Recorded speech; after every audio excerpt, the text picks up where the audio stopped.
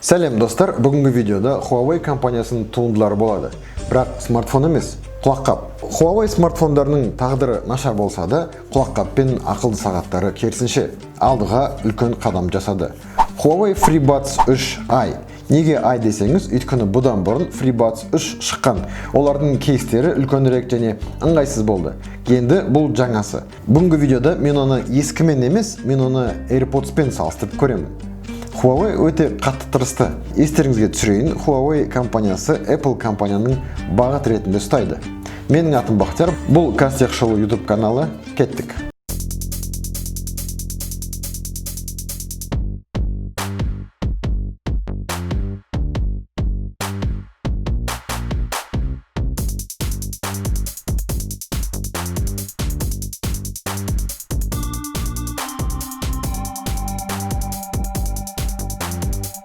Сыртқы қорабынан бастайық. Қорабы кішкентай емес, ішіне құлаққаптың өзінің ортасына орналастырды.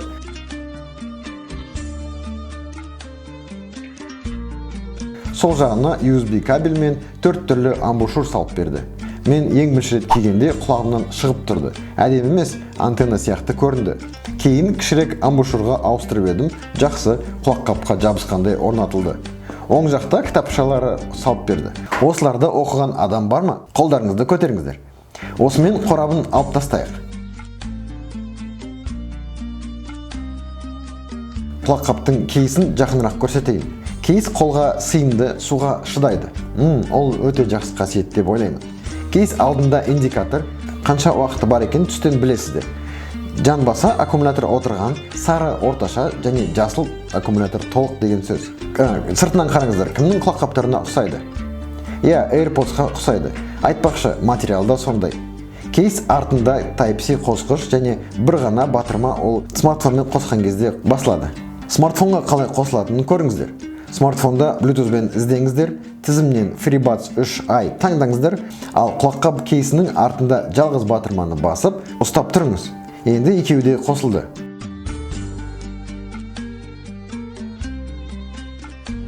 Қалай құлақта орналасады десеңіз, өте жақсы отырды.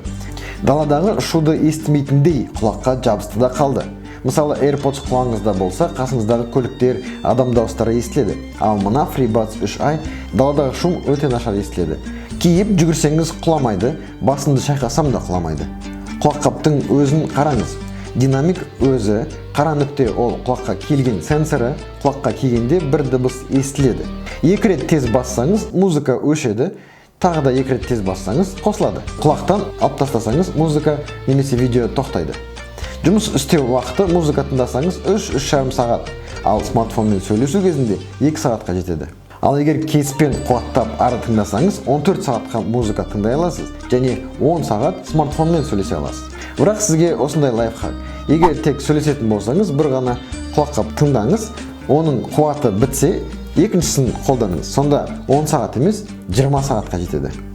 Егер баптаулары аз деп ойласаңыз, Huawei құрылғыларында арналған қосымша бар. Аты iLife.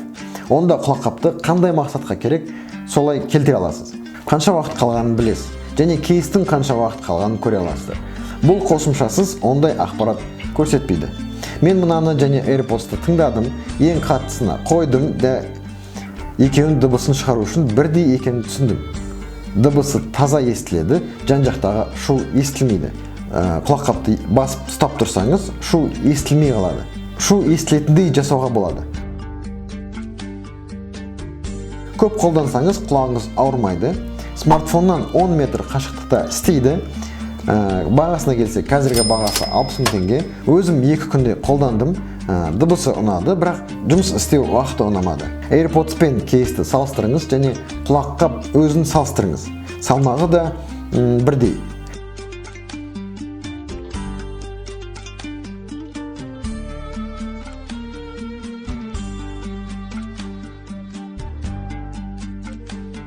Сонымен дыбысы ұнады, түрі ұнады, бірақ бағасы қымбаттау сияқты.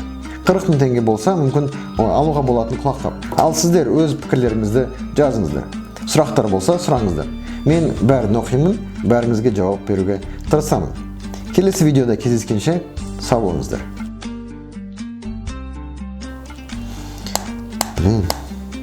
Там еще этот